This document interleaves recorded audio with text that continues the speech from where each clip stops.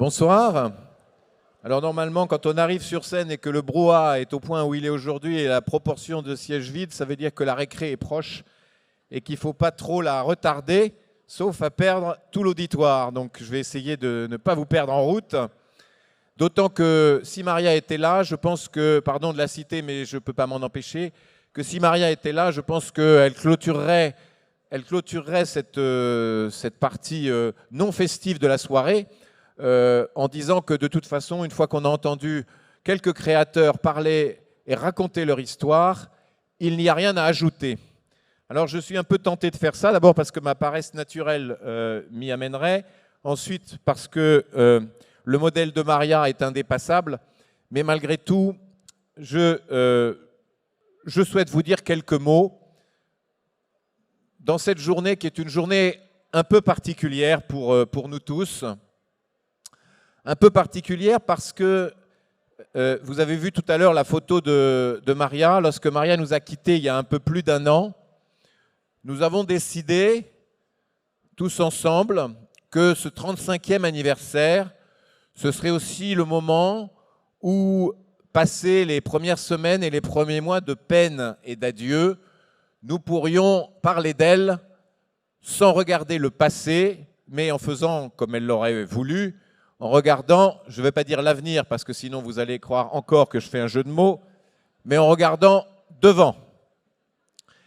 Et donc, cette journée, c'est la réalisation de ce qu'on avait dit à l'époque, à savoir que avec Maria, avec ce qu'elle avait construit, nous continuerions ensemble d'avancer.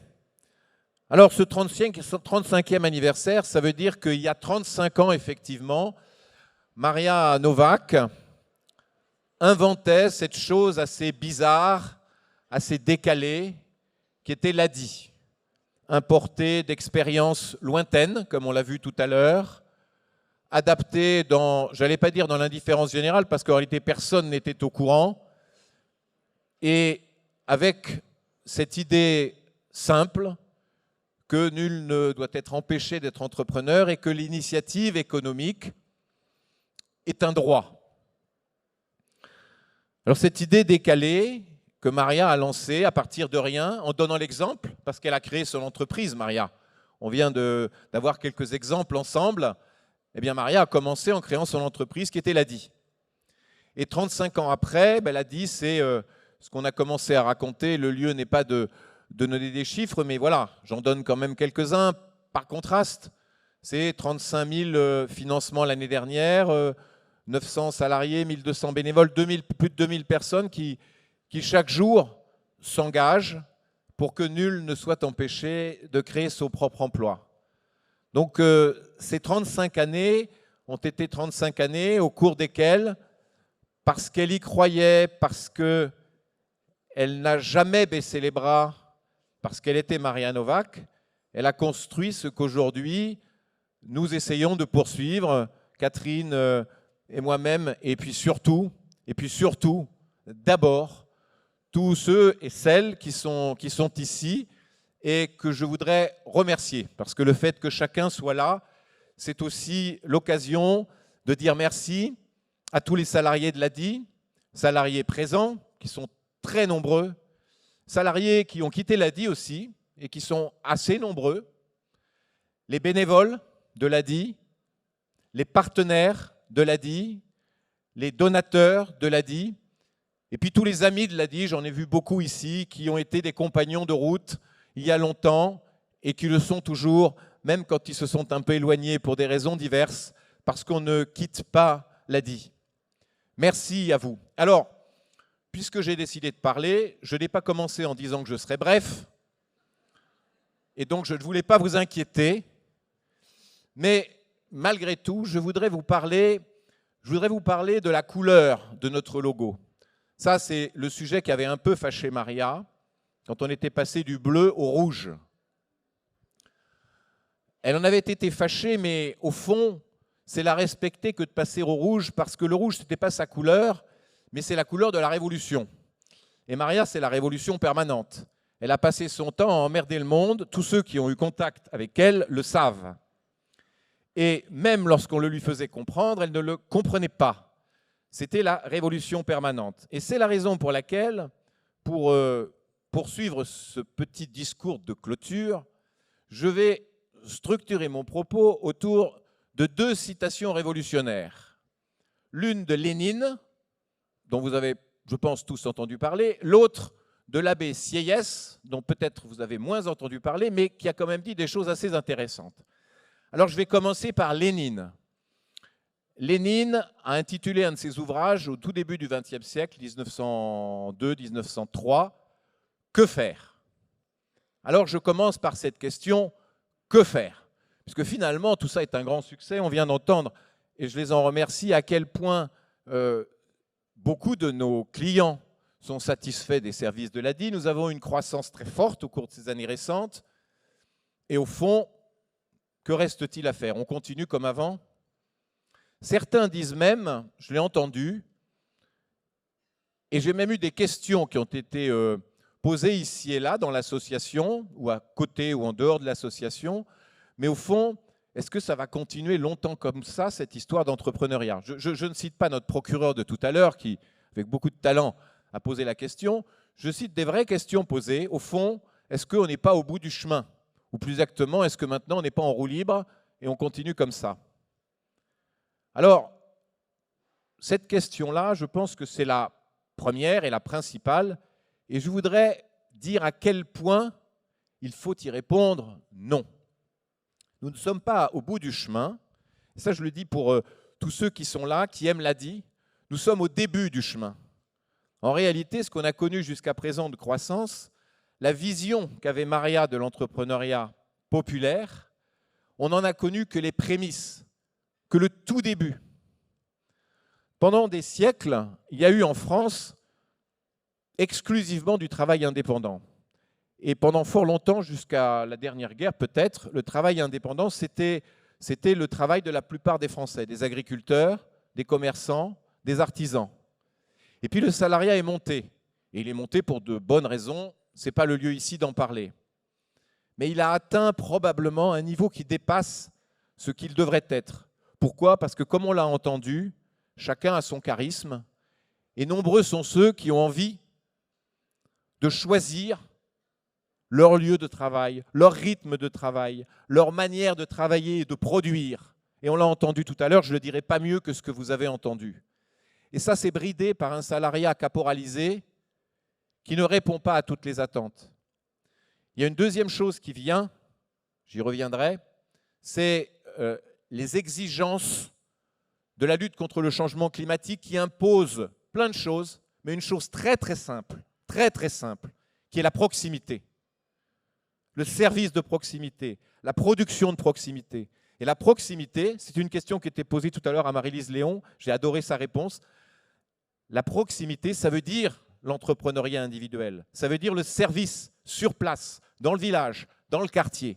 L'économie moderne, c'est une économie dans laquelle il y a plus d'indépendants, il y a plus de création d'entreprises. Et donc, aujourd'hui, nous sommes à l'orée d'un temps où le travail indépendant sera, j'en suis profondément convaincu, un élément clé en croissance dans la structure de l'emploi en France. Et donc, comme chacun doit avoir le droit d'y accéder, et pas seulement ceux qui ont de l'argent, qui ont un réseau, qui ont un savoir-faire, comme chacun doit avoir le droit d'y accéder, ça s'appelle le droit à l'initiative économique, puisque c'est un droit, l'ADI doit être là aussi pour que ce soit un droit effectif et pour que même ceux qui n'ont pas de réseau, même ceux qui n'ont pas de capital, puissent participer à cette évolution. Alors comment? On a plein de sujets. On a d'abord la question fondamentale d'aller chercher les gens. On a à l'ADI, beaucoup d'entre vous ici le savent, depuis quelques années, ce mot de « aller vers », qui n'est pas très original, mais qui dit bien ce qu'il veut dire. Il faut que nous allions chercher tous ceux qui, dans leur tête, croient que ça n'est pas pour eux. Et merci tout à l'heure à Sephora d'avoir dit, s'il y a dans la salle une mère, etc., elle parlait d'elle-même et de son histoire, eh bien, je lui dis qu'elle y aille. Eh bien, beaucoup n'osent pas y aller, alors qu'ils voudraient, alors qu'ils pourraient, alors qu'ils sauraient. Il faut qu'on aille les chercher. Donc, il faut qu'on aille les chercher parmi les migrants qui arrivent en France. Il faut qu'on aille les chercher parmi toutes celles et ceux qui ont arrêté d'aller à l'école et qui n'ont pas envie de continuer. Il faut qu'on aille les chercher parmi ceux qui ont eu un accident de la vie. Il faut qu'on aille les chercher parmi tous ceux qui sont dans le travail informel et qui ne savent pas eux-mêmes qu'ils ont déjà créé leur entreprise. Il faut qu'on aille les chercher partout où il y a des talents, où il y a des rêves, où il y a une envie de créer et de faire. Et ça, c'est un chemin que nous avons à parcourir et il est encore très long. Et donc, il y a beaucoup de choses à faire pour nous. Le deuxième champ sur lequel nous avons à travailler, le deuxième grand défi que nous avons à lever, et celui-là, il est à la fois nouveau et difficile, c'est celui de la transition climatique. Alors, on a pendant des années à l'ADI considéré que notre mission était de faire en sorte que nul ne soit empêché de créer son propre emploi. À cette mission, nous sommes en train d'ajouter, lentement, progressivement, une deuxième mission qui en est indissociable, qui est que nul ne doit être empêché de créer son propre emploi et nul ne doit être empêché de participer à la lutte contre le changement climatique. Aujourd'hui, l'État fait peu, très peu, très peu, pour les personnes à bas revenus, pour les pauvres qui n'ont pas les moyens de participer à cette transition. L'État fait très peu, trop peu, scandaleusement peu. L'ADI, parmi d'autres, mais l'ADI à sa place, doit faire le travail, doit s'efforcer de donner les conseils, les financements qui permettent à nos créateurs d'entreprises de participer à ce changement climatique. Comment ? En achetant un véhicule qui aura le droit de circuler dans les villes, en achetant un équipement qui sera moins polluant. Et cet enjeu-là, c'est un enjeu opérationnel. Je pense que tous les salariés et bénévoles de l'ADI savent à quel point il est difficile. Nous devons y travailler et c'est pour nous, devant nous, de longues années de travail, beaucoup d'efforts, beaucoup d'innovation, mais également beaucoup de satisfaction parce que participer à la lutte contre le changement climatique, c'est à la fois avoir le droit de travailler dans des conditions normales et c'est aussi entrer dans la communauté nationale, dans la citoyenneté qui aujourd'hui comporte cette dimension essentielle. Alors, je viens de dire, l'État fait peu, très peu pour aider ceux qui le souhaitent à entrer dans cette logique-là. Ça m'amène à la deuxième citation que je voulais mentionner, et je voudrais citer l'abbé Sieyès. Alors l'abbé Sieyès a dit quelque chose que certains d'entre vous connaissent peut-être et que je vais légèrement déformer. L'abbé Sieyès a dit, ou aurait pu dire s'il était à ma place, qu'est-ce que l'entrepreneuriat populaire ? Alors je vous dis tout de suite, je vais exagérer un tout petit peu, mais vous pardonnerez au président de l'ADI. Qu'est-ce que l'entrepreneuriat populaire ? Tout. Qu'a-t-il été jusqu'à récemment dans l'ordre économique et social en France ? Rien. Que demande-t-il ? D'y devenir quelque chose. Voilà, alors ça c'est ce que Sieyès disait du tiers-État en 1789. Moi c'est ce que je dis aujourd'hui des indépendants et de l'entrepreneuriat populaire en France. C'est l'angle mort. Il y a eu un long débat tout à l'heure, pardon de citer à nouveau ce procès, mais que j'ai beaucoup aimé, sur la question des droits et de l'universalité des droits. Aujourd'hui, un entrepreneur n'a pas les mêmes droits qu'un salarié. Il n'a pas les mêmes droits qu'un salarié dans de nombreux domaines. Je souhaite, pour ceux d'entre vous qui n'y sont pas sensibilisés, donner quelques exemples très concrets. Pense-t-on à un entrepreneur individuel qui rentre dans une agence immobilière pour louer un logement?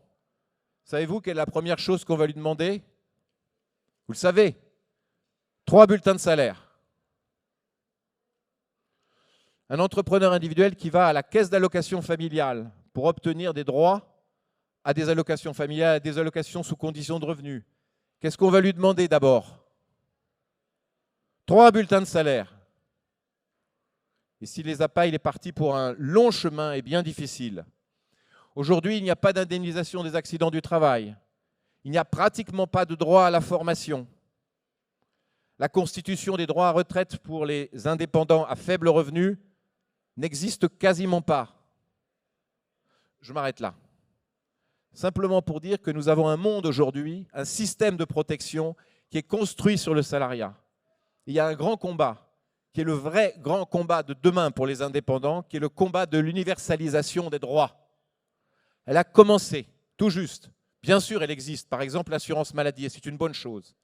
Mais on n'en est qu'au tout début.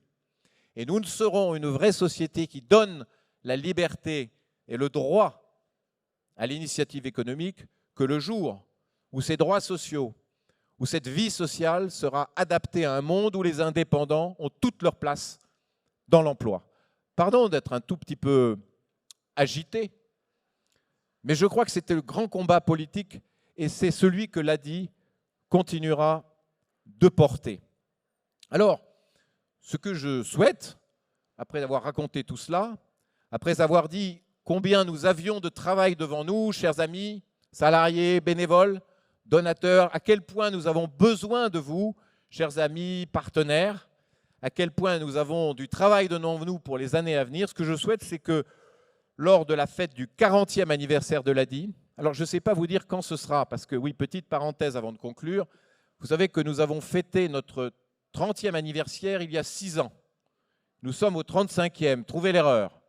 Bon, l'erreur, c'est qu'on ne sait pas très bien à quelle date l'ADI a été créée, et donc on approxime.